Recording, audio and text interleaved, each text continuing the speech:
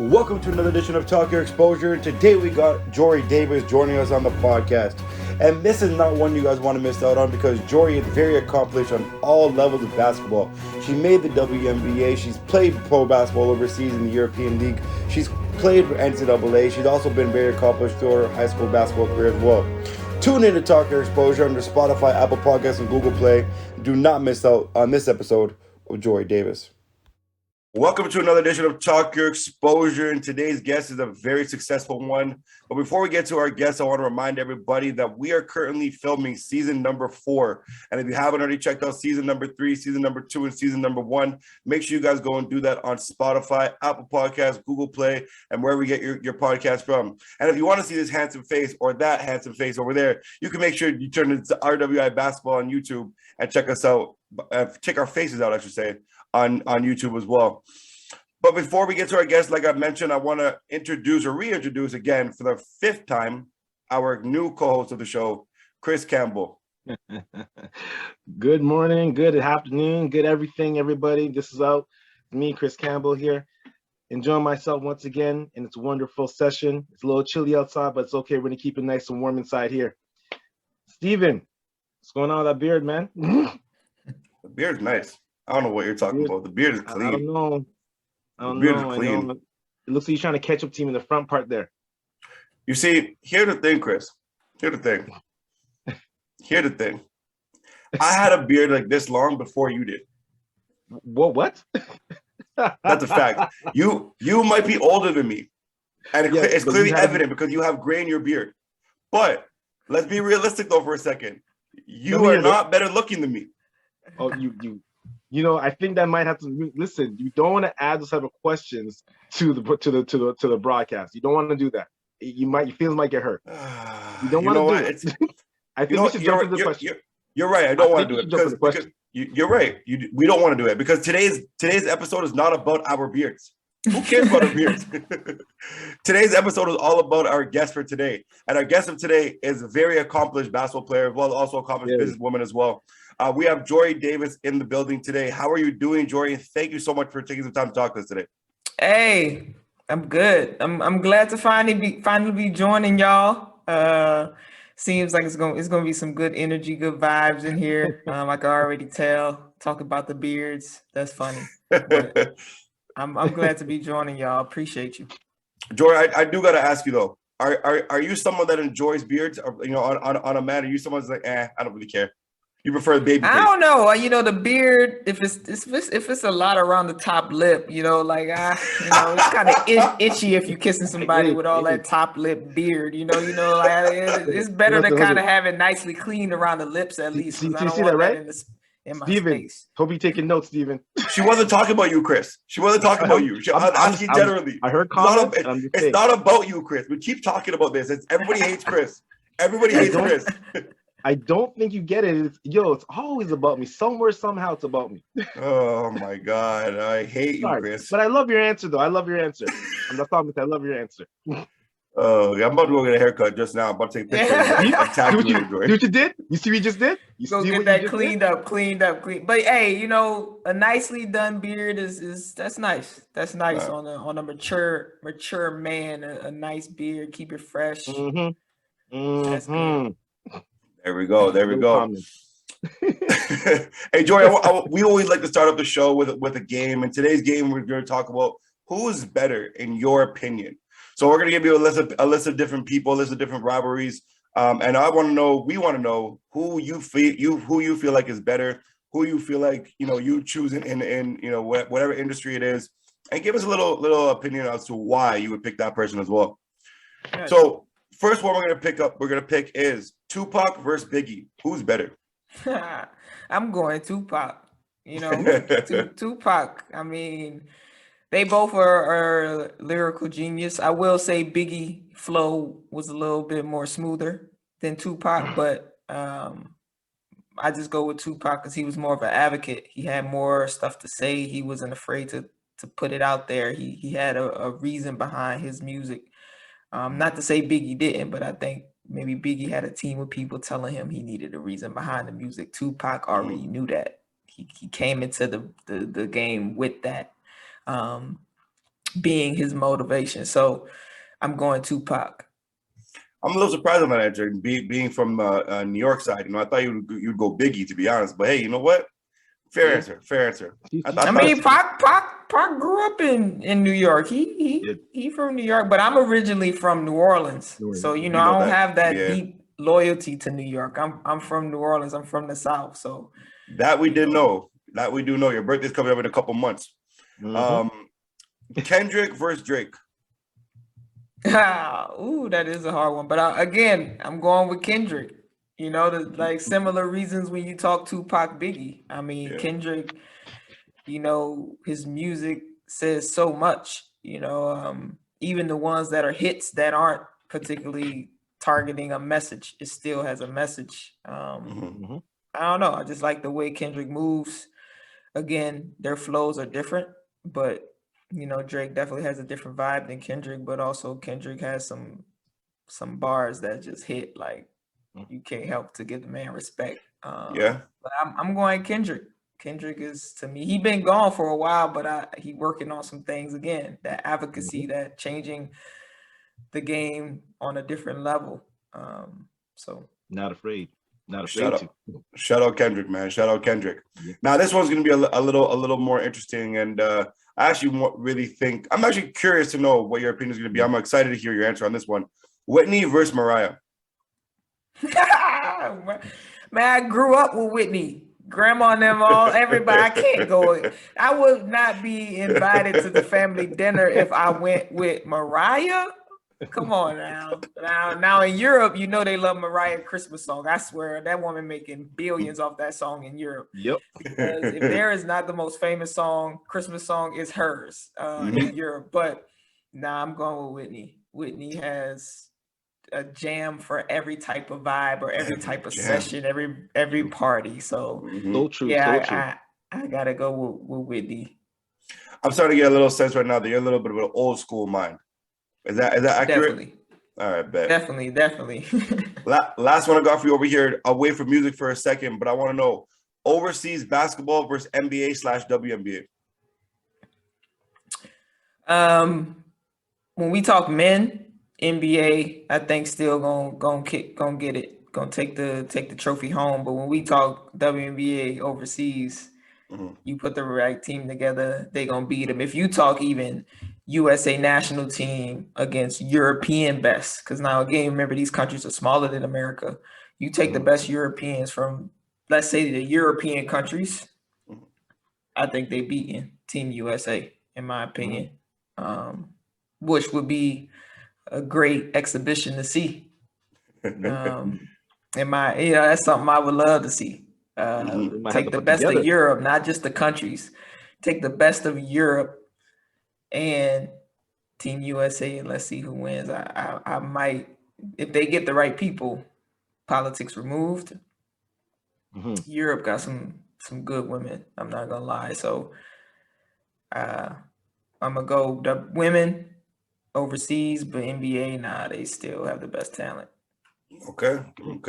You heard it here first on Talk Your Exposure with Jory Davis. She gave a nice little hot take that overseas basketball on the women's side is better than WNBA. I wouldn't mind seeing that actually. Some of the best women in the WNBA versus some of the best women overseas. I wouldn't mind seeing that little game. That'd be tough to watch. It would definitely sell tickets. I'm telling you that much right now, because there's a lot of girls that are playing overseas right now that could make the WNBA, but they're just not getting the opportunity to right now. It's based on numbers and stuff. But if there was an expansion and had more teams, a lot of those WNBA girls are going to go play in the WNBA and go kick some ass too. So I wouldn't mind seeing that, to be honest with you.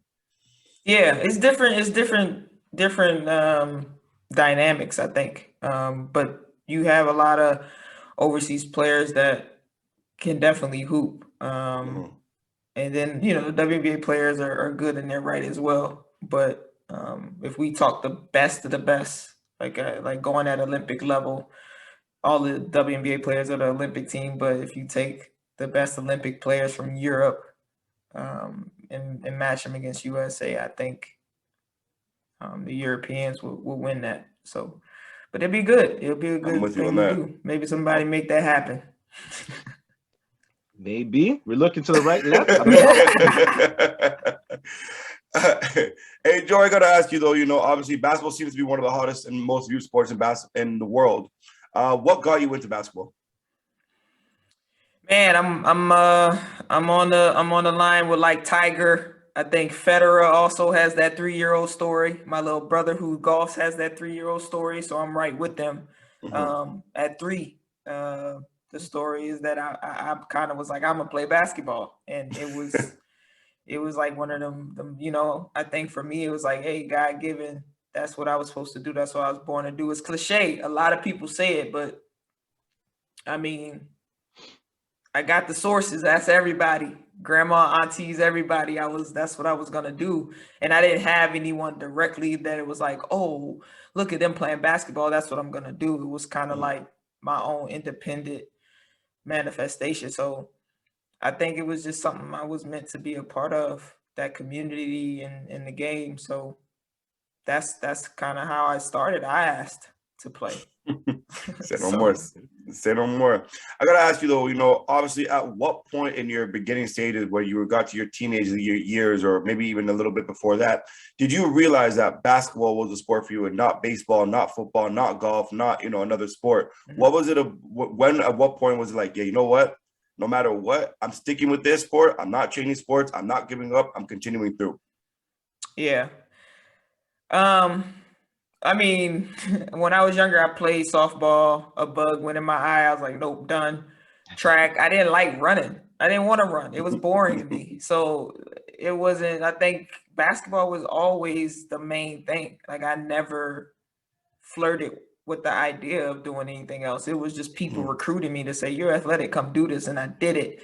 But I'll say when I was like 7th grade, 8th grade, that's when I knew like, okay, my level's changing. Because when I first started, I was trash. I was traveling. I was not good at all. So me saying I'm gonna be playing this game, nobody like at that point they were like this girl. But I would say like 7th, 8th grade, I started to get awards and I was doing my thing, and that's when I was like, okay. I think I got a chance. I'm getting better. So yeah. You just mentioned, you start getting awards in the 7th, 8th grade. You obviously, as everybody knows, if anyone that knows your career, follows you, knows you've had a very successful basketball career through high school and also in NCAA as well.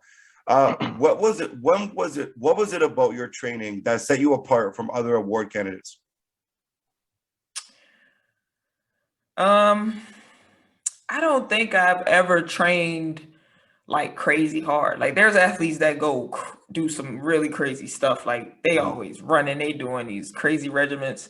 I think the difference between me is that I really had people that were skill focused people. Like, my trainers were like about knowing the game, being smart.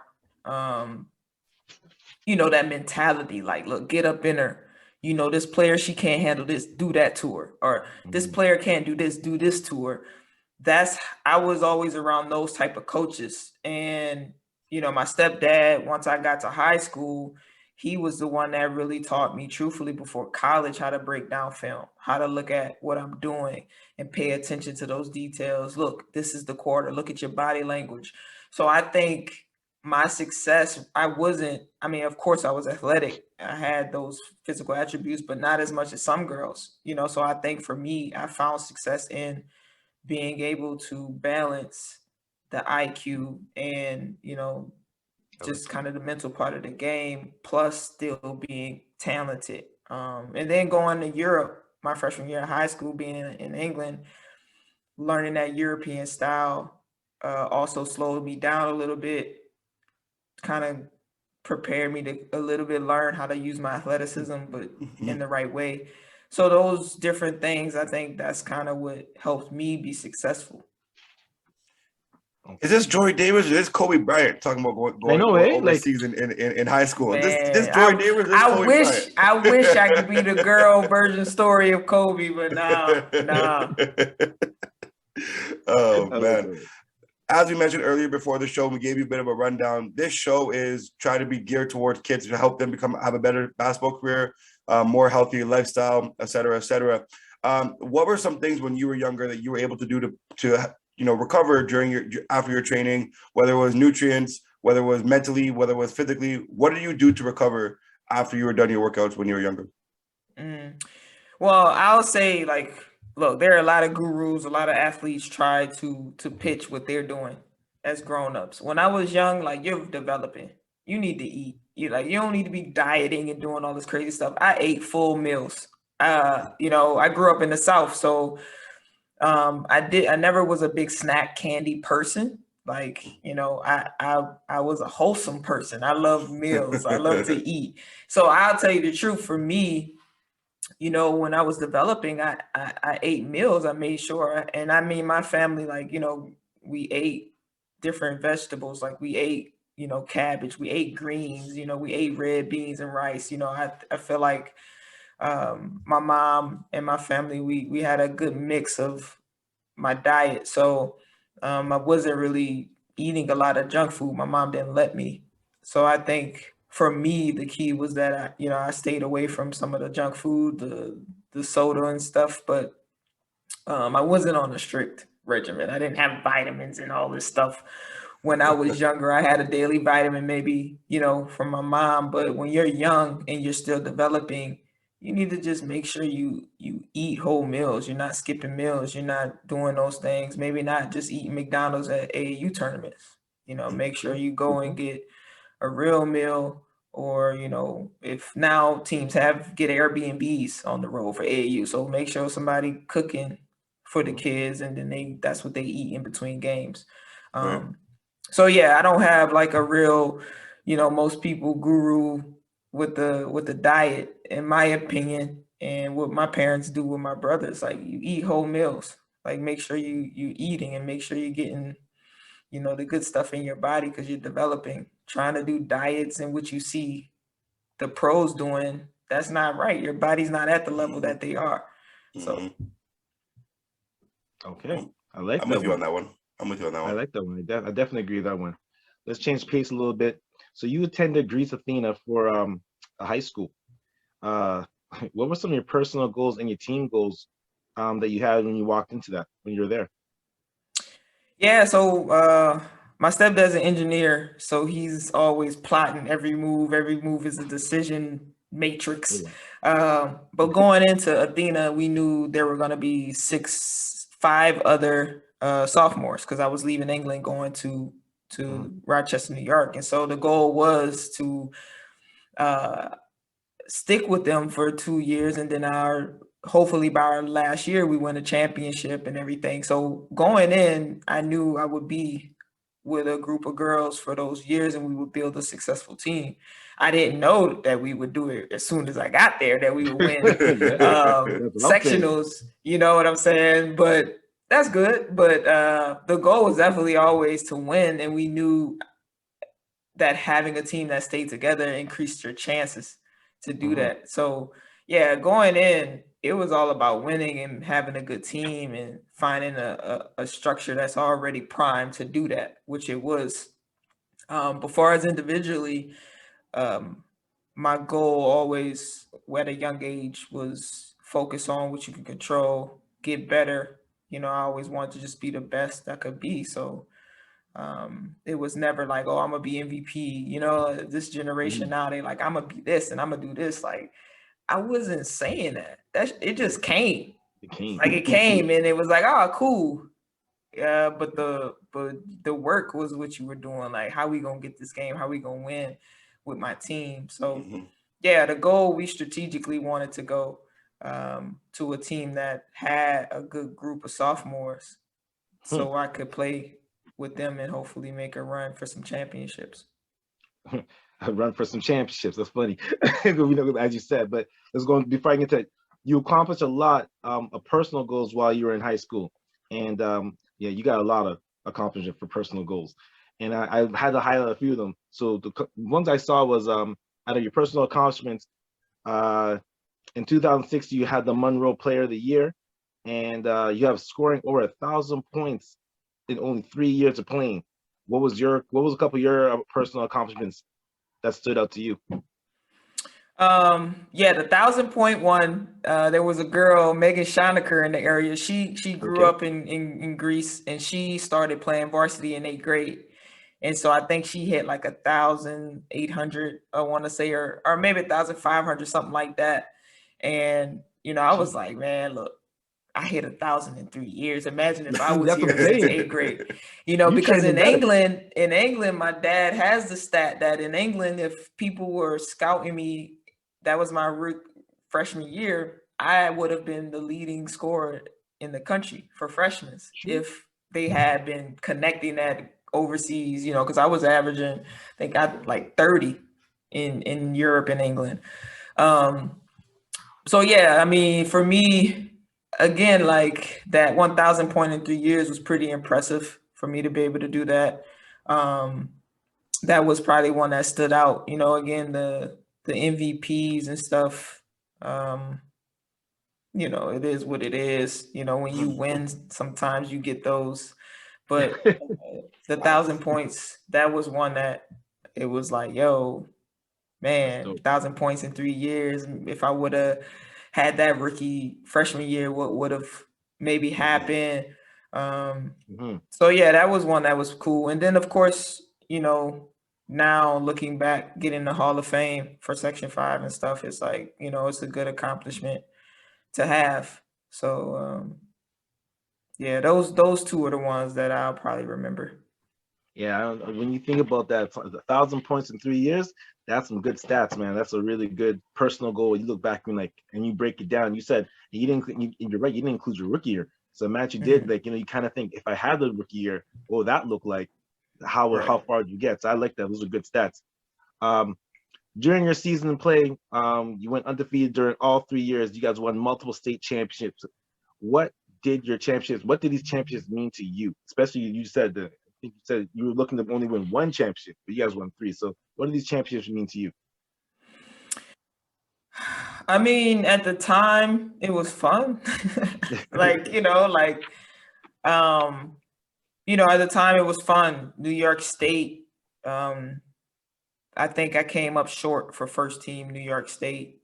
But nobody could take away that we won 3 consecutive. It was sectional championships, not state. So, we always lost to Shanice Johnson, who was WNBA, was my AAU teammate in the Rochester area.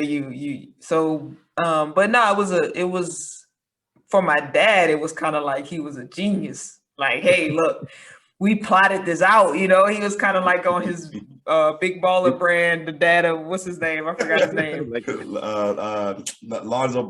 Yeah. Oh God. Whatever. LeVar Ball. Yeah, LeVar Ball. He was on his LeVar Ball type. Because, he was like, look, I plotted this. I knew if you girls came together, this was the spot, So it was cool to see that team and being together and finding the right culture leads to success. So for me, it was just like, man, this is good. And I think also the dynamics of the girls, my coaches, like that's the part that was beautiful. My assistant coach to this day, she's a strong woman. She always believed in women empowerment. And during those years, she definitely taught me a lot around the mentality and stuff. So it was bigger than the championships. I think being there and having that success, but also staying focused on the work prepared me for when I was headed to Indiana.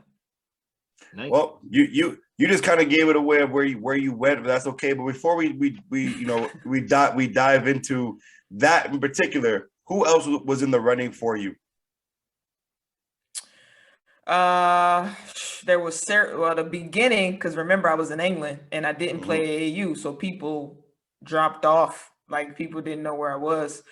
But when I popped back up on the map, it was the local ones: Syracuse, Canisius, some local schools, UMass, and then once I went and did like Oregon Trail, some of the big exposure camps. That's when I started to get Temple. Of course, Indiana,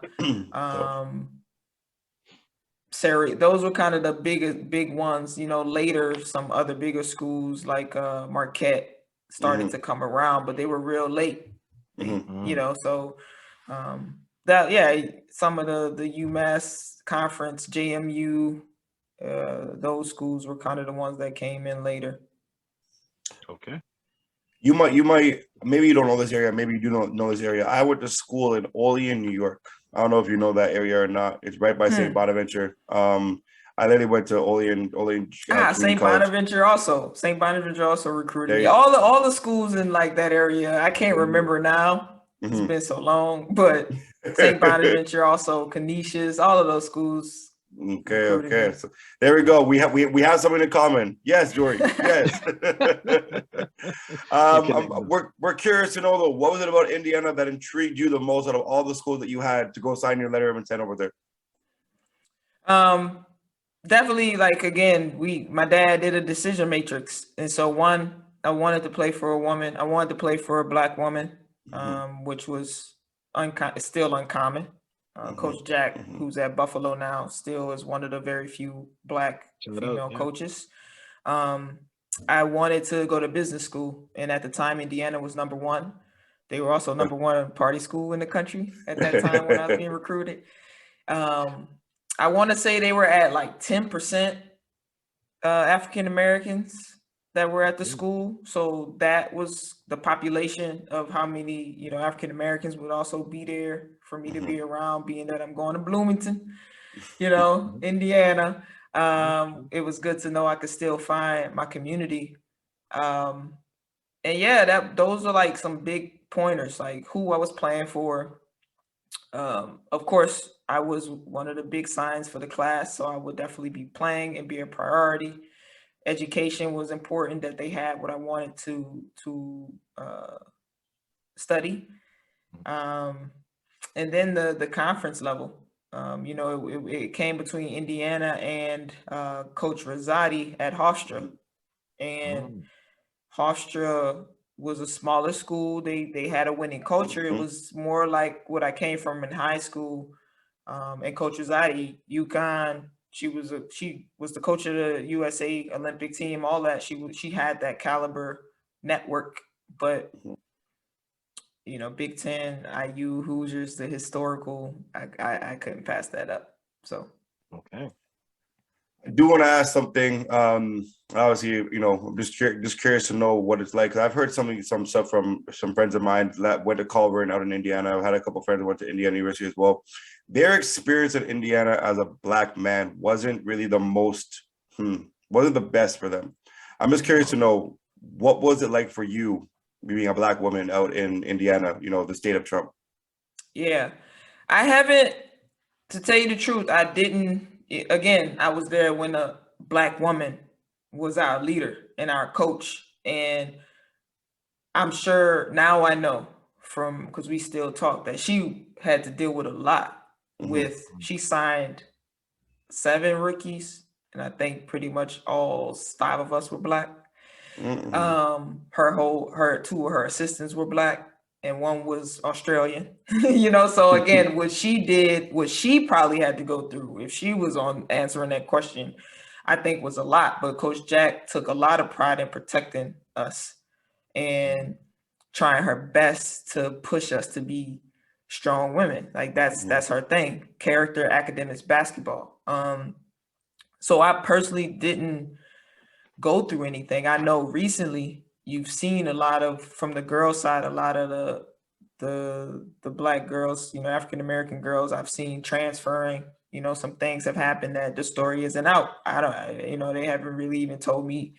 But there's times where they say don't go certain areas when you're driving to get to Indy.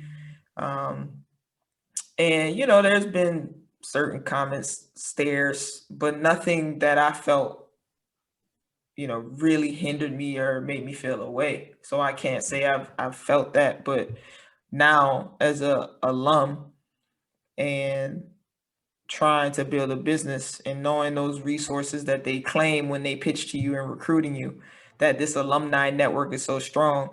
I've seen Jordy Halls or the Zeller brothers continue to get access to stuff that I'm still a pro.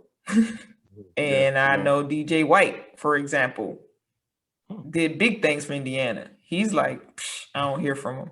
So there is a disconnect between who they allowed to be seen as the alum and who they don't. And then you got the Victor Oladipos, but who that helps the school brand to keep him involved, you know. So I'll say I see it more as an alum that's looking to continue to build my network from a business standpoint and how certain people are accepted in and who's not. So I think maybe now as an alum and transition to the business, there's that disconnect. There's that disparity between who gets access to the resources and who doesn't. Well, hopefully that'll changes soon, because this is, you know, for me personally, I don't like seeing stuff like that. So I'm hoping that, you know, it could definitely change as well, because I don't think anybody should be, you know, segregated for any reason whatsoever. I think everyone should be, you know, common and treated the same way. So I've always been someone that likes to treat people equally, and I don't I get awkward talking about these things. You know, for me, not because I'm a white man, just because I just don't like hearing about the fact that it's like, I don't understand how people can't be treated or can't treat other people equally. Like, I know for a fact, I know Chris and myself, we talk about this so often that, like, just generally of you know, his perspective, my perspective as a Jewish person, you know, like both of us talk about different things, you know, him as a black person, me as a Jewish person. And a lot of times we've had some tears. We've had some tears in the conversation as well. So again, it's I just don't like hearing about it, because I don't like hearing equality. I'm big on equality, especially when I coach my kids. I talk to them all the time about equality. I talk to people all the time about equality. So to be able to hear that, you know, you or other black alumni at Indiana are not being treated the same way, it's unfair. And I hope that it gets changed and move forward. So exactly. Well, on a little bit of a happier note, talk to us about your most positive NCAA moment. Most positive NCAA moment. Like, again, you know, the basketball, you know, again, I always cherished the off-court team building stuff. But I guess I'll say for as basketball, like, I really enjoyed, truthfully, the times where we had the trips. And so when we went to Italy as a team, that was a good one. And then the Bahamas, again, was a big one for me, because we went against some good players, and I had like a 33-point game, all 31 points in the second half. Like, that was one that was like, that was like a time where I felt like when people say, yo, everything I threw up was like, I felt that, which, you know, you don't feel that a lot of times in your career, despite what people say. Maybe Kobe, but but no, those trips were, we always talk about that when I'm talking with my old teammates. Those were cherishable moments. And then, you know, for as like competition wise, beating Ohio State and on our court when they were ranked, beating Nebraska when they were ranked. Those are like moments that, you know, that's those good feelings where you beat the beast, per se. So, but Ohio State was nice, because they were talking a lot of stuff. They were downplaying us, and we beat them, and that was fun. And my best friend to this day got to start that game and was killing, because we knew she was a beast. We know she was tough, but for some reason, you know, it was some reason she never got that call. But that game, certain things happened that she had to play. And that was a moment that was like, yes, bro. Let them know. Let them know. And we beat Ohio State, so it ain't no random little small game either. So yeah, those are some moments I remember. The best thing for me as a coach is when you know, another coach is, or I should the worst thing for me as a coach is that when I'm scouting certain people on opposite team, and then that person doesn't even play, and they put in some other person that I had no scouting report for, don't know who they are, have no clue how to play them, because I've never seen them play before in my life, and they come in and just kill us for 25-30. It's like, bro, is this some Jeremy Lin type ish? Like, this is crazy. Like, no one recruited or scouted you. Like, who are you? But no, I'm glad to hear that, you know, someone on your team got the opportunity to showcase herself and be able to get herself, you know, recognized by the coach and the team and you know, Ohio State, because like you said, that's a big time school. But speaking of teammates, though, you mentioned that your best friend had came out and had that crazy game. I gotta ask you though, which teammate of yours gave you the most trouble in practice? My best friend, the little one. Like we would play one-on-one all the time, and like she would beat me.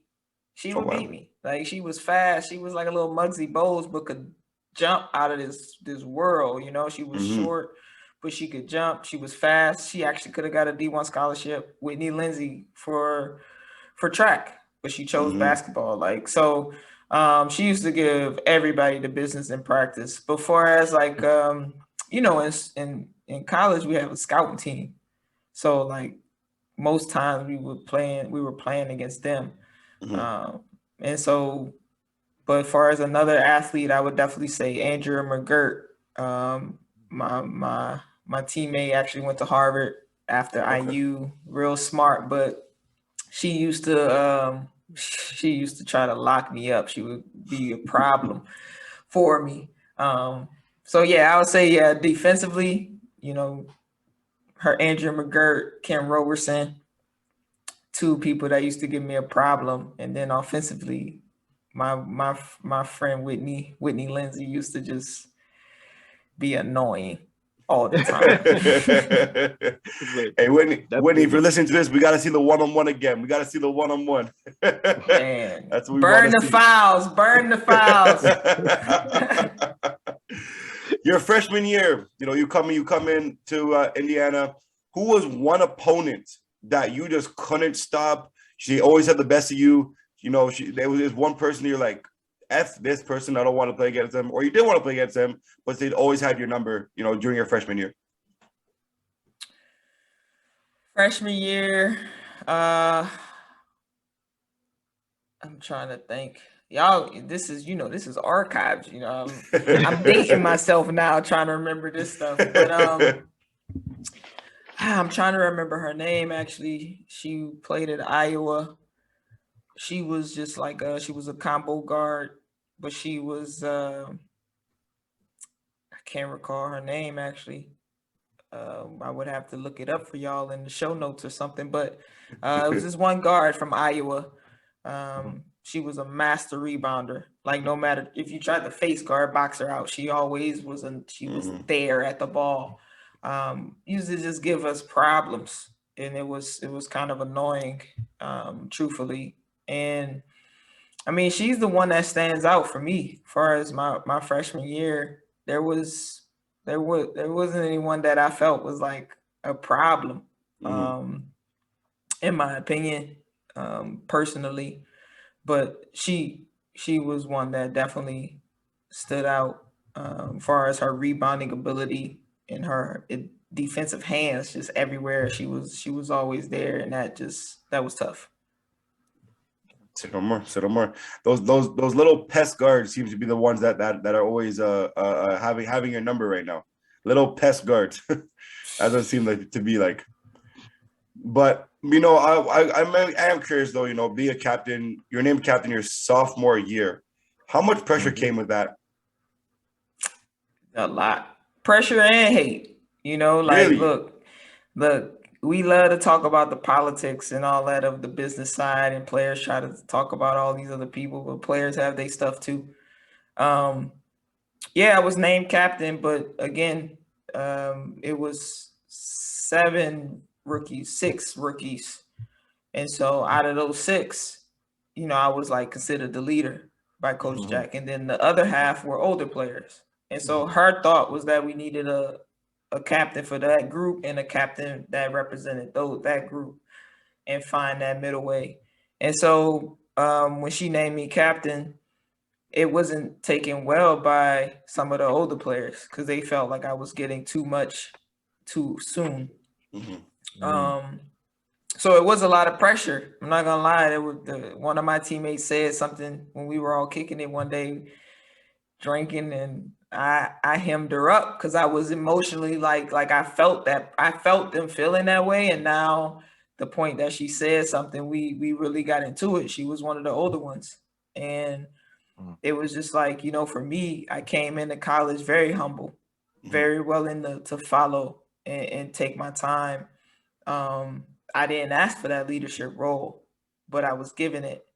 And so, and that's again something that Coach Jack, like, that was a part of her process, I think, for preparing me, because she felt that was something that was going to be important as I grew as a woman. So it was tough because it was more so tough internally with my teammates. Like, do they think I should be here? Like, I should prove to them. So it was a mix of just me battling, like, what is this role? How do I do it? And also evolving to be like, I'm already doing it. Like, I don't need to make it such a big thing. Like, once I got confirmation from my teammates who were, the same age as I, they were like, we follow you. We rock with you.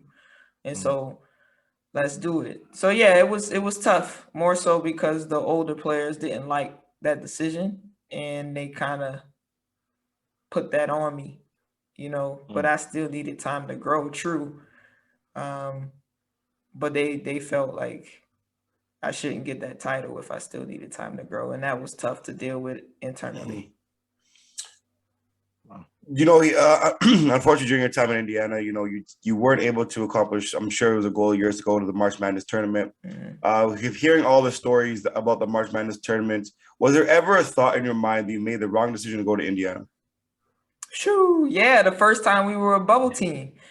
People don't know, like, my sophomore year, we had we were the only team in the country all starting five, averaging double figures. I was a starter my sophomore year, and we had hitters. Like, we had a great team. We were number one in the Big Ten, like, halfway through the season. And again, like, when we talk about that captain stuff, there was other stuff that happened where it wasn't on the court. It was other things off the court. And that, like, we were prime, but we still became a bubble team. And for some reason, they gave that call to Minnesota, and we didn't get it. I felt that was our year. But then I saw Hofstra, I saw JMU, all the schools that recruited me. And I was like, man, but I don't know. Life, you never, I don't know. I think it taught me some valuable lessons, that was, one thing that we'll say, like, I could say was a fail in my career. I never got to the NCAA tournament. But we were right there. And I say my sophomore year, if you ask anybody, you could go ask some of the people that were during that time where I was at IU. I've talked to some of the people that are now ADs for certain sports that remember us. They were like, man, that was when it came to the personalities of the team and when it came to the talent. They were like, that was the team. Like, we had it. We were ready, but I think there was mistakes made, and that didn't lead to success. We fumbled in things off the court, truthfully, in my opinion. So it sucked, and I definitely thought about it. But then when I look back on it, like, I mean, it is what it is. It was the decision that I made, and it made me who I am. So, well, it definitely made you who you are because you finished off with the Hoosiers as the sixth player all time to have more than 1,500 points, 500 rebounds, and 200 assists. How much does that mean to you to have all your hard work paid off and in the record books forever? I mean, it's cool. I mean, I don't know. Like, again, those questions for me, now that I'm older, it's like, I've always pondered, like, what does that mean? Like, again, I'm in the record books at IU right now, but does that give me a gold card to call when I need something or some resources? Like, yeah, it's there. It's there. It's cool. It's good. It's fun to talk about. But, again, when I talk to young players now, it's like, that stuff ain't gonna matter. Like, that's not gonna help you level up when you're older. Like, the most it would do is maybe somebody that does love the sport or connected to the team might say, give you an entry to something. But, like, what matters is that I'm still cool with my teammates, man. What matters is, like, my teammate that played with me live in Hawaii and I could go call her up and, like, let's link. That's what matters.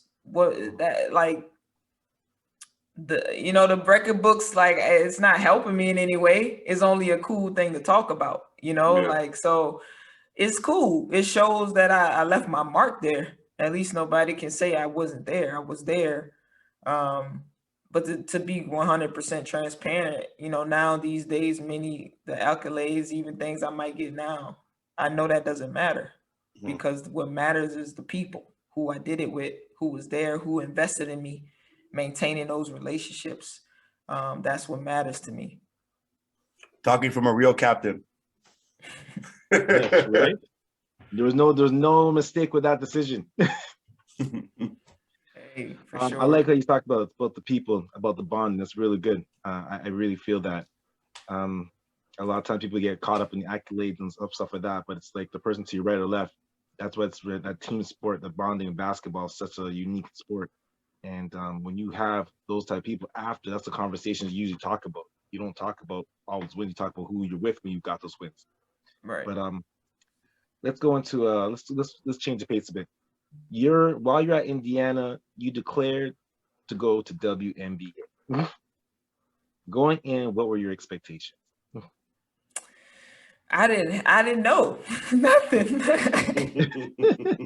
I mean, going in, I was never, again, I was gonna approach it the same way I approached college. I just needed to get there, do what I can do, put in the work. I did have two of the individuals that were working with a WNBA team. They were also our managers at IU, so I did have that inside look. And they watched me practice. They've been at IU watching me play, rebounded for me, and all the biggest validation was them for me.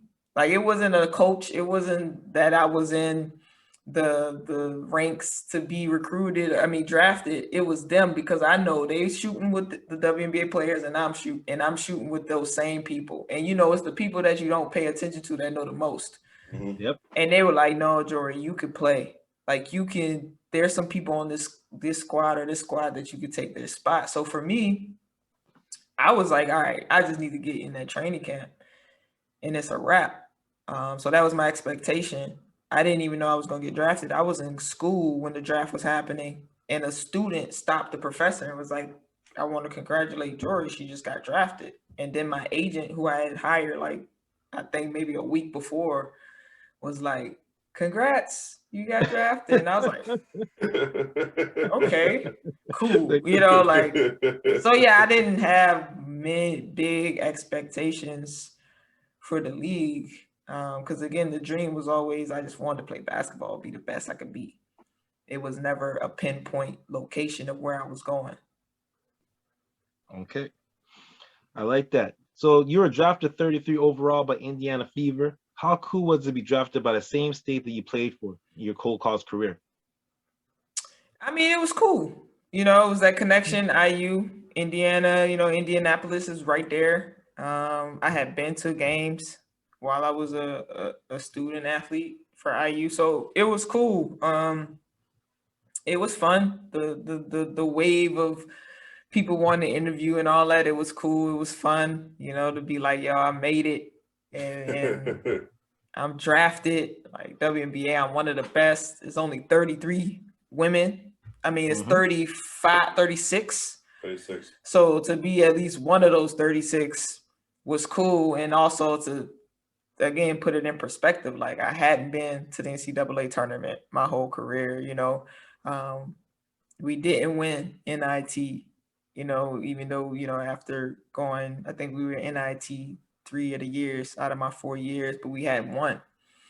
So for me, it showed my value of what people thought, even not receiving the accolades that most people in that list have received. Like, even to 36, most times they made it to the NCAA tournament at some point. So yeah, it was good. It was cool while it lasted. Do you think that if you went to a different school that you would have had been higher in a draft? I think if I had went to that different school, the one that made it to the NCAA tournament, I would have been higher in the draft, and I would have stuck. So like again, more the political business accolades that get you into certain positions. If I would have had that, I would have been higher in the draft and I would have stuck. You know, being with Coach Rosati, boom, I would have stuck. You know, I definitely would have been in there. I could be wrong. Obviously, my knowledge now tells me I don't think I'm wrong, but that's what I think. Okay. It's kind of a given. And then once some of them get overseas, like myself, you kind of like, all right, yeah, the opportunity, there's more opportunity here. And, you know, getting to training camp and just being a training camp player, then getting cut is kind of like, why waste my summer? I might as well have my summer, have my family, then focus on my European career. Gotcha. Okay. Well, listen, you already made a name for yourself through college in Indiana, and now you're going to training camp, and it's Indiana Fever, and you're looking at that roster. You're looking at the legendary Tamika. Tamika Catchin, she wicked. You know, we got our friend, Canadian star, Tammy Sutton Brown. You got Katie Douglas, and you know, in 2010, that team lost in a semi conference, and you're going to that team. What were you thinking? I mean, Tamika actually sent me an email, and you know, was just saying like, "Welcome to the team." You know, She's really cool. Yeah, definitely glad to have you. You're already in Indiana. You understand the culture of Indiana and all that stuff. So it was cool. I was ready to embrace it. You know, I mean, again, like I think Coach Jack did a good job of preparing me for a lot of different situations that I was gonna face in this business and how to handle myself. So I wasn't really scared. Like I knew it was another journey, and I was ready. I was ready to be around this culture of greatness. You know, like again, I hadn't won in college, so I wanted to experience that at the high elite level. And I knew that if I would be around those players, it was going to be fun to learn and suck it all up, you know? So it was exciting. It was exciting. I was ready to work. I was ready to get in there and be all around it, you know, but, you know, I don't know if y'all know the story, but yeah, it didn't work. It didn't work out. So yeah, it was like, yeah, you know, that's and bogus. I think, you know, we see that it didn't work out in May. You got to let go from the Fever. And after all that success you had, like think like, you know, we're looking at all the success you had in prep and in college. Like, I don't know, how that make you feel? Like, what was the emotions? What was going through your head? Yeah, I was depressed. I'm not gonna lie.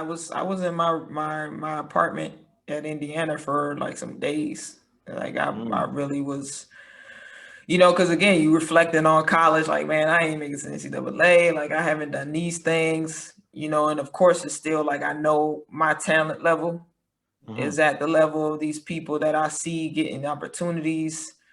So I was sick. And also like the fact that, you know, I was gonna go out and try out and work out with the coaches, and I got there and it was locked. And my manager, who was my team manager at IU, who also was with Indiana, she was there, and I was like, "Let me in." And I found the coaches, and they were like, "Oh, you know, sorry we didn't, and we forgot to tell you, like we can't do the practice for whatever reason." The next day, I got cut. Wow. So for me, it was like it was bogus because they knew they were about to cut me. And it was just, I didn't know anything, you know, like I didn't know the business. I didn't know exactly what was going on. My agent wasn't communicating with me. Like, so, you know, once I found the truth out, you know, it was like, again, hurt again, because I realized I had a window to get in another training camp. I had these opportunities to do something else. The way Indiana was set up, you had Katie Douglas, you had the point guard, the Australian point guard that was coming from another, I think she was coming from Seattle or something. They had made the trade to get her. Then you had the Stanford point guard who got drafted in my class too. Yep. No first round pick, no matter what you think about her and how I feel I would have bust her up, is going to get cut, you know, and she set the bench for 7 years. I think I don't even know. I don't think she played much. I don't Them think she all played 7 either. years. I looked at the stats. I didn't see that she played. And I think Yeah. she what 12 or something. I forget what she came, but yeah, I seen that. I don't know. And she's a shooter. I could have, even if I had to just play defense, I could have played better defense or did something productive. So, looking back, that's why I'm so adamant now on business of things, because I was ready from a player standpoint, talent standpoint, but I didn't have the right business people to make sure I got in the door. And so, I played for Pokey Chapman. Her sister they were the organizers of my AU team back in New Orleans when I grew up. And, she stated, like, if Jory would have gotten to another training camp and got herself in that rotation, she feels I would have had that opportunity, but I didn't. And I did. And, again, you lose contact. The power of the network. I wasn't still super connected to New Orleans, and I had moved around. So maybe if I still had that connect, I would have had that mentorship. There's a lot of different things of the business and your network that come into play when you get to that pro level. And once I realized that all those things was a ball drop, it sucked. But it is what it is. Again, you learn from it. You learn from it. Well, you gotta let go from fever, and you shared some stuff right there where it's like just knowing the business, but then you pivot and you said, you know what, I'm gonna take my skills to overseas. So now you head overseas and you're playing basketball. You want to play basketball in Israel, Spain, Romania, Switzerland, Italy. Talk to us about adapting to those new cultures and languages. It was tough. I had a little bit of experience going to the UK, but of course they speak, English. The British English.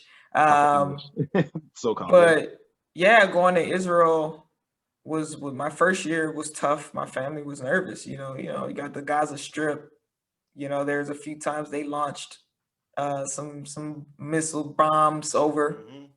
So yeah, it was, different, it was like, wow. But truthfully, I left New Orleans, went to Texas, went back to New Orleans, moved to London, then went to New York, then Indiana. Like, I had some practice of trying to adapt under my belt. And so I would say I was more prepared than someone else who was just leaving college and going over. And so, yeah, it wasn't as hard. It was just more so truthfully adapting to the business again. Like, this is pro. Everybody on the team pro. Everybody on the team trying to figure out who making money. Everybody trying to prove themselves to make more money. That's what I had to learn. It was no longer just that team, like everybody played a role. So it was those dynamics. It was the dynamics of managing my own free time. I'm not on the school schedule anymore. I practice, and now they don't care what you do. So now it's like, what am I about to do? That was the hard adjustments, but I think the language barriers were tough at times. Going to the grocery store, not knowing what something said, not knowing. It's like, here.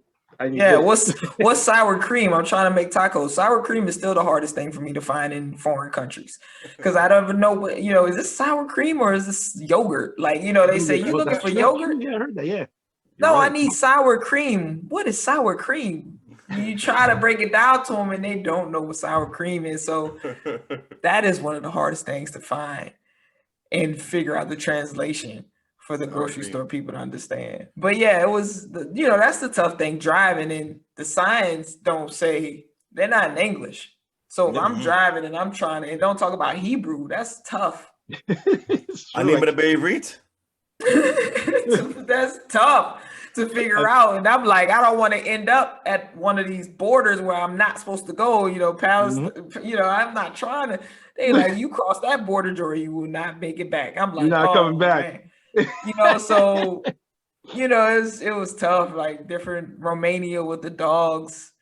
It was a lot of different countries had, there were pros and cons, but I made it through. But yeah, language, culture, what's acceptable, you just got to learn quick and adapt. I remember for me, my first time I went to Israel, 2016 December, culture shock because I am Jewish, as I mentioned earlier, but it was culture shock for me because their biggest meals were breakfast. They didn't really eat a big dinner, so for me, I'm like, I'm used to eating big dinners. No, breakfasts were blessed. Those were like, oh my God, you get any type of spread you want. Then for dinner time, it wasn't even that much. But what really tripped me out about being in Israel was the fact that I would see people in army suits with AK-47s wrapped around their neck, and I'm like, bro, and their hands are on the triggers. I'm like, nah. At the grocery store, At the grocery store, just You walking like- around. Well, who about to attack the grocery store? I mean, yeah, like I forgot about that. Like, yeah, like the AK-47s, people saying, "Oh, you know where your bomb shelter at?" What? What are you talking about? Like, Bruh. yeah, because if the alarms go off, Jory, you need to get in the bomb shelter. What? Are you serious? Like, man, it was. I remember I saw, the Jewish guys, with the white shirt with a black suit. And the payas. Yeah, the payas. Yeah. And I'm in the car waiting for a friend. My other teammate went to the exchange, and I'm in the car. I swear it's like a scene off a movie, like it was the mafia. They got out dressed up, and then they all grabbed their guns and was walking. I'm like, whoa, where the fuck are they going? They ain't even got the army suits on. So I'm like, are they the people that the army suit people need to be finding right now? Because they look like they're about to go handle somebody's business. I don't know what happened after that, but my teammate came like as soon as they were walking. I was like, we need to go because something might happen, and I don't know what's about to happen. But yeah, man, it was crazy. Did you get a chance to visit the Kotel? No. No? Okay. Well, next time you go to Israel, make sure you go to Jerusalem and just just say a prayer by the Kotel, which is the Golden Wall. It's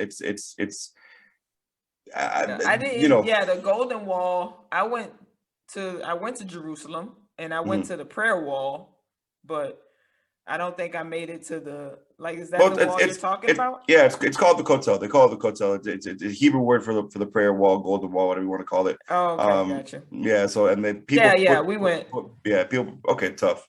And literally on the opposite side. What's crazy about that is on the opposite side is what's on the opposite side? Oh my God. Literally, like you see Arab people sitting at the top, and on the opposite side. What's on the opposite side of the Kotel?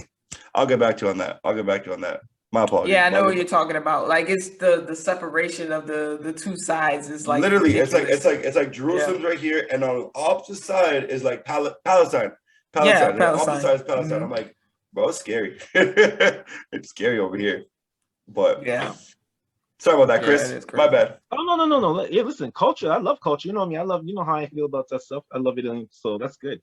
But I'm actually gonna pull back something because we were talking about you got your agent.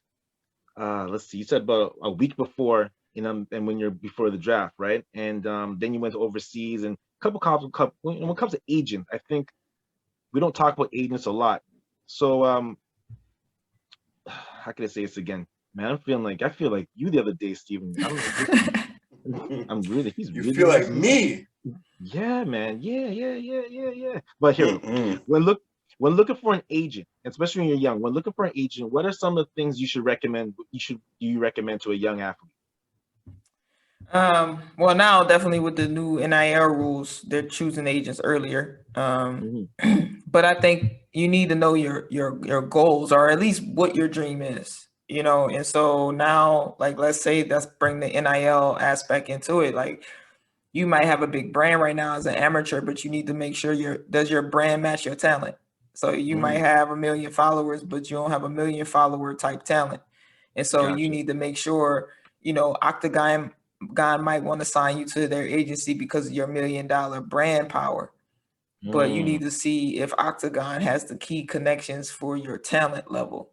And if that doesn't match up, you can end up with a good brand and somebody that helps you monetize that, but then they don't, big agencies don't have the connections everywhere. They do have connections everywhere, but maybe not on that level of a team or that direct connect that you need for your career.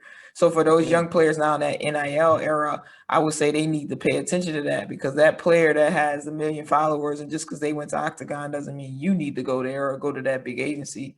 So yeah, that's the first thing. Like, I mean, that takes being truthful with yourself. And that's hard for a lot of athletes. But the people that are truthful with themselves, usually the ones that make it. And the ones that aren't, they usually don't get jobs, and they talented, but they at home because they're waiting on that big agency to find something that they're not connected to that world.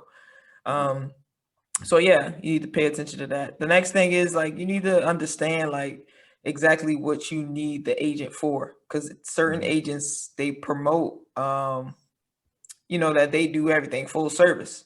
So again, let's go to like, Octagon is media, marketing, all of that. Like, that's kind of more their specialty, I would say. Like, those big agencies sometimes are more so like brand marketing, media, and you need to know what's going to be important. So like, again, if you're not a big name, or you're going into a market that you aren't familiar with or don't have connections to, you need to see what agent can actually help you, and do they have past players that they've helped reach those markets.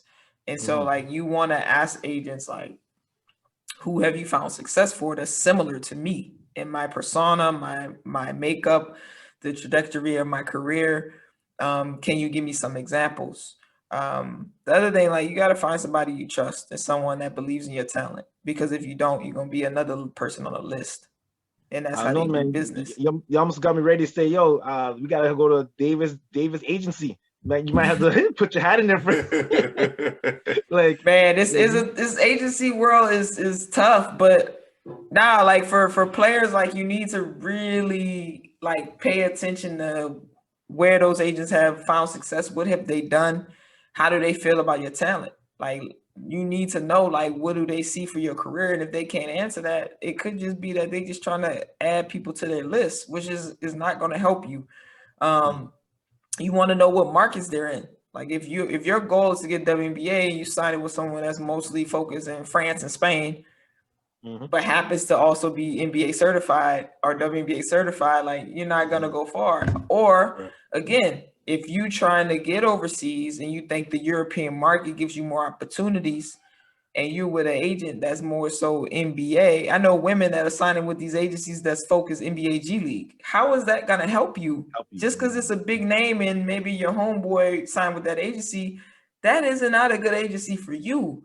And you see them and they end up in like Finland or somewhere, but they could be somewhere else because they have the talent. And so yeah, I think you really have to pay attention to where that agency what they specialize in: branding, marketing, PR, NBA G League, overseas, Asian market. Where you got to really pay attention. And when you know that, then you got to see if they really understand your talent. Because if they can't market you, then you're not gonna you're gonna be another name on the list. And most teams don't have time to shuffle through players like that. Like, if they don't know or they don't have like any key characteristics that the agent markets you as, then they're not gonna waste their time to go find you. You're not that special. So I like that. Those are just some key things. There's a lot of things that you need to pay attention to, but I think for the young talent, when we talking NIL and balancing now looking for an agent, that's some of the two things I think players really make a mistake.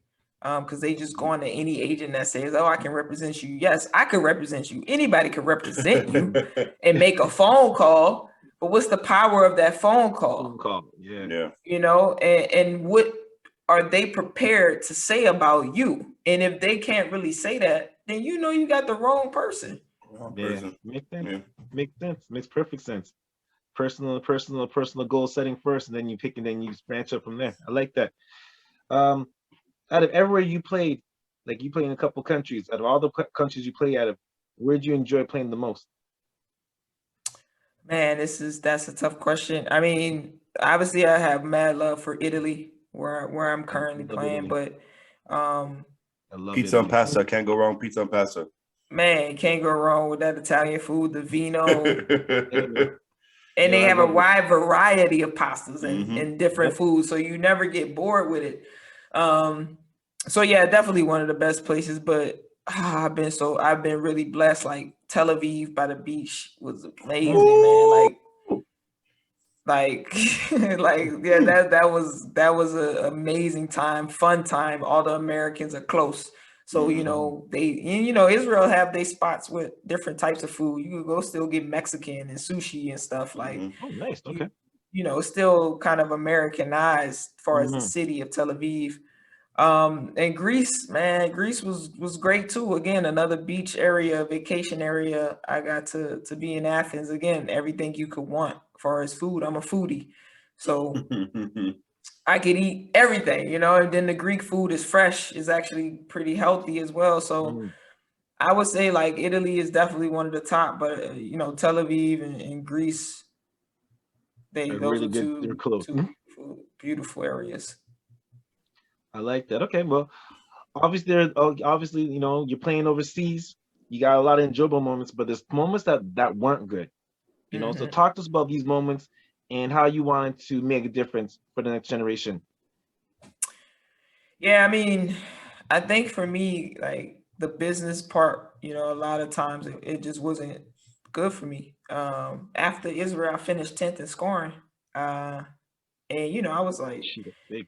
you That's still know, big. that I was like, look, we had Planette Pearson, we had Gia Perkins, like OG Gia Perkins was cold. We had um a lot of heavy hitter WNBA players, Elena Larkins, like great players that year. I was in Israel and I finished 10th in scoring. Like for me, I was like, I don't need to say nothing else. Put me back in the league. Like Mhm. like I'm all stars were in this league. And so I again, my agent was waiting on her, no real communication. I didn't know nothing, so all I could do was wait on her and trust. It got late. I fired her. Um, and then I didn't have a job. I came off of being drafted, doing what I did in Israel, and I didn't have a job. And now I had to go work at Paychecks. I went to go do a job at Paychecks because they were understanding that look, I'm a pro. I'm just waiting to get a call. And so yeah, I was working at Paychecks, and I was just like, man, this can't be it.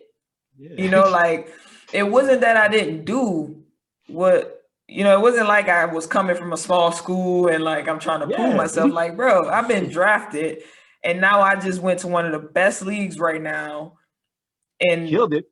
and did well, prove myself, but that business side, man, like if you don't have the key people or those right connections for that, my family didn't know nothing about that, as Mhm. far as how to manage it and help me. They only could just be there to support and say you're gonna be, be okay. But Yeah, yeah. I didn't have that mentorship. So that was a down moment. And then I did finally find a new agent, went to a EuroLeague team, was the coach. I was supposed to play EuroLeague, get there, they gave it to somebody else. So I just played the Romanian league. Um, so it was that moment I was just like, this is crazy. Ended up back in Switzerland. Um, and the agent at the time who I was with I led that league 2 years in a row. He tried to bring me back a third year, and I was like, enough is enough. So I got on the train. That's how I got to Italy. So it was rough because I knew my value and I was wasting my prime years on just jumping around and dealing with stuff because these business people and these people, they don't pay attention and they don't Yeah. care, because they just need names, they need players to get their percentages, and that's their business model. Yeah. And then mentors that so-called say they mentors and say they for athletes, no, they looking for Diana, LeBron to say I want mentorship. Mm. That's all they looking for. What They're they not want, looking yeah. for the people that really need it. They're looking for someone that's gonna make them look good and make their brand and business look good. And so by the time I got to one team in the Amalfi Coast near in Italy, I had enough. I was Yeah. already starting to think about quitting and transition, and I was hitting up different people that I know played that were now mentors and stuff, and they was Mhm. just ice cold. Yeah. And that's when I was like, the whole thing is fake. All these Mm. people with what they say on their sites about my first agent was a black woman. fake about, I want Black women to have this and all this. No, it's a fake pitch to get talented Black girls to come and sign in your agency. You're not taking care of us the way you should be, if that's what you about. And so that lit a fire on me, and I was like, I'm gonna figure out a new way, because a lot of people know that particular agent and have reviews and say, yeah, I know her, she did me dirty, but that is not gathered in one place. So they can continue to exploit all people, agents, managers, financial advisors. They can exploit. Why? Because we move in silos as athletes. We move solo. And we don't talk about nothing when we are hooping or when we doing stuff. So I was just like, enough is enough. Enough of these fake people building their brands and getting pub and athletes in behind. Like, yeah, I see them, but they fake. We don't like them. You imagine telling you some people that's popping, that claim they athlete advocates and all this stuff and doing all this. Some athletes, like, we won't mess with them, but they bamboozling the young ones. And that shit just bothers me, to be honest. I'm sorry for cussing. I mean, we do cuss in this podcast, but that shit bothers me in particular, because it's like, if you know you don't have resources, just keep it a buck. Because the biggest thing for me is like, yes, I understand it's a money grab, it's business. I get that. But like, for example, for right now, you're trying to go back to the league. It's proven, it's evident you could go back to the league. You know what I'm saying? And on top of that, if your agent or an agent that knows what your goals are, like you mentioned earlier, can't provide that for you, respectfully, send them to somebody else. Send you to someone else that could help you get there. So, like you're saying earlier, you're saying like what's better in the long run? Building a relationship with somebody that can actually help you down the line. For example, if I'm your agent and I pitch everything that can pitch you, you come on to my agency, boom, boom, boom. You come back to me, Steven, I'm not really trying to stay overseas anymore. I want to go back to the league. I want to get a contract, or just get me a workout. Get me a workout. Cool.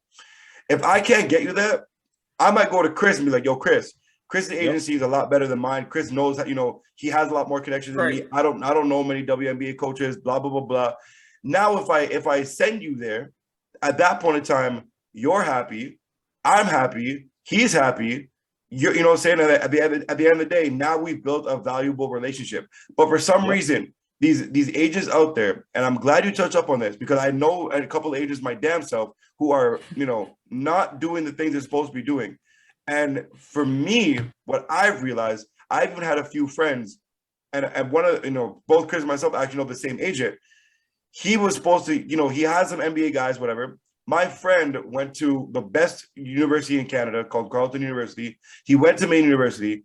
The same agent told him, yo, hit me up when you're ready. I'll get you a pro look. He hit him up 5 times in a span of a year. No callback, no nothing. But then saw his mom in the grocery store and said, tell your son to hit me up. And she said, he's been hitting you up. Oh, I'll check my call log, blah, blah, blah, blah. Like you said, fake. So again, for me in particular, that stuff bothers me because A, it's relatable for people that I know, and B, it's just not right, period. I can't do business with someone who doesn't know what the F they're really doing, because again, it is ruining the culture for other people that are trying to get into a business and industry that are not, they can't get into anymore. And it's sad, it's unfortunate, and I hope moving forward that this industry is no longer a money grab. It's actually about what they say on their website, like you said a little bit ago. Yep. Right. I mean, there's always, you can't stop money grab people. That's the world, especially in America. That's what America's built on. But the only way you can offset that is with real knowledge, transparent knowledge, and letting people know what it is and exposing. Again, a lot of these people don't get exposed, so they can constantly money grab. Yeah. But there's also agents that are good, but they don't want to accept that. They don't want to accept that they're not good in a certain market. So there's the disconnect. For example, there's American agent and then there's the European agent. They usually try to partner. Both want the whole pot, but at the end of the day, you can't. So what it should be is, I want this agent in this market and you can be my agent in this market, but they don't want to do that. And so they usually try to make excuses why, oh, I'm a European agent, the WNBA is whatever politics. No, it is what it is. A network is a network. So if you don't have that network, even if it's politics, accept that it's politics, work on your strength in that political realm, and let that player go do what they can do, because you know their talent can get them in that, get that opportunity for them. Yeah. And so it's, you know, truthfully, a lot of players' downfall is because of these middle people, these handlers, these middlemen that play games and try to come in. And then some people, they just trying to get athletes to show they have something on the agency, and they don't even really care about the athlete they're getting. And it's really, that's the business. It's sad. And I think the business is due for a cleanup of middlemen, handlers. Like, that needs to just be gone, you know. Because that's where all the issues come. When you talk about NCAA and all the money players getting paid, it's the handlers, it's the middlemen that's like figuring all this out. Yeah. I'm glad you shared. Go ahead, Chris. I'm glad you shared a lot of that. I'm glad you shared that. I'm gonna, because we're gonna move quickly, but I'm glad you shared the information, because this is what this whole podcast is about, is really talking about that other side of things. Actually, you know what, Stephen? What do you want to say, Stephen? Before I say, no, I was gonna talk about, you know, obviously she started her own company called Revolve. I'm not sure if I said it correctly or not, but you started your own company called Revolve, and obviously you're trying to help, you know, student athletes get to the next level. And you're trying to help kids, you know, get to that level as well. So obviously, between all your experience and everything, you know, this is what got you to start this business. But I just want to know, where can we access, you know, Revolve, and where can we suggest kids to hit you up and things like that? Well, definitely, you know, you can go to Revolve.net and definitely look at the website. We just revamped it. Of course, right now, strategically, we're focused on building that leader community. So the players that are pro, those key ambassadors and key athlete service providers, those that have transitioned and now they service our community, because their small businesses usually get pushed out because they've been playing and they haven't been building their business network, and they have everything that the amateurs need, but business side, that network, again, they get pushed out. So that's what we're trying to build and unite that piece first before we attack the amateur space. But you can go to Revolve.net and check out what we're about. The website is new. We revamped it to see more about the technical part we're trying to do to offset this industry and commercial monster. But then you can go to Revolve Society on IG, check us out.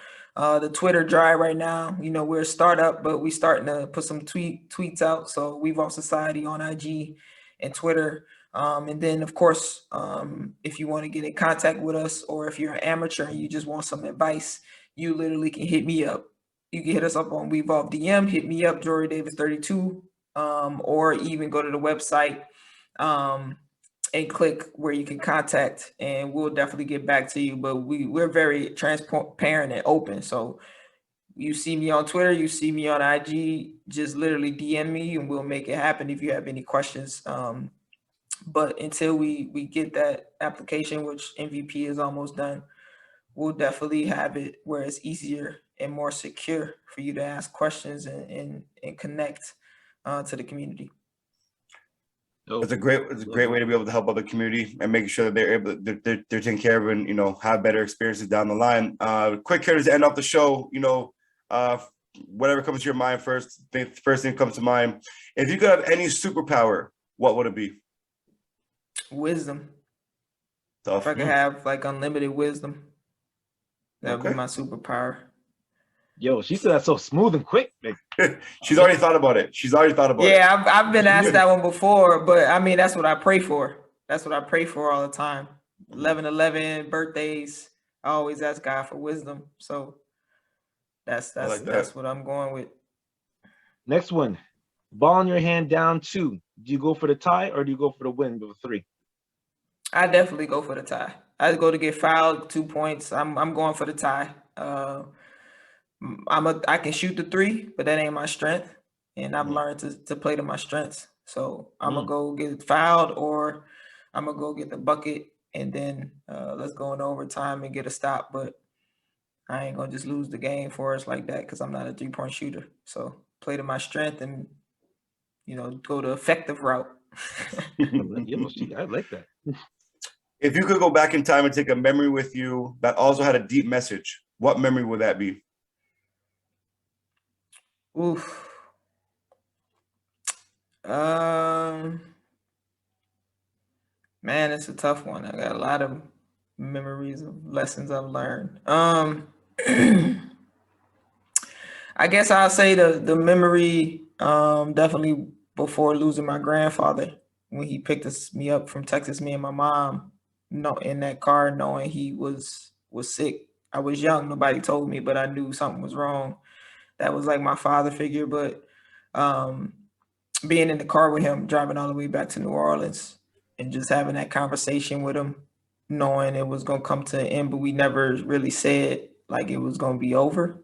But the things that we talked about in the car and just that energy we shared, like that was something I'll never forget, And so yeah, that's a big one for me because he invested a lot of time into me. So that time period of before like he was gone, that was like a part that taught me a lot of lessons about what's important, what you do things for, loss.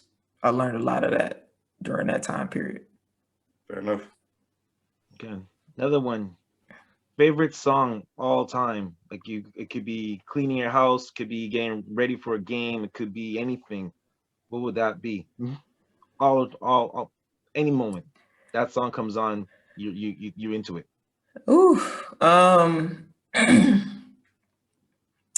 that's a hard one. It's definitely gonna be an old school song, something that reminds me of home in New Orleans. So many, but I think I'm gonna go with Marvin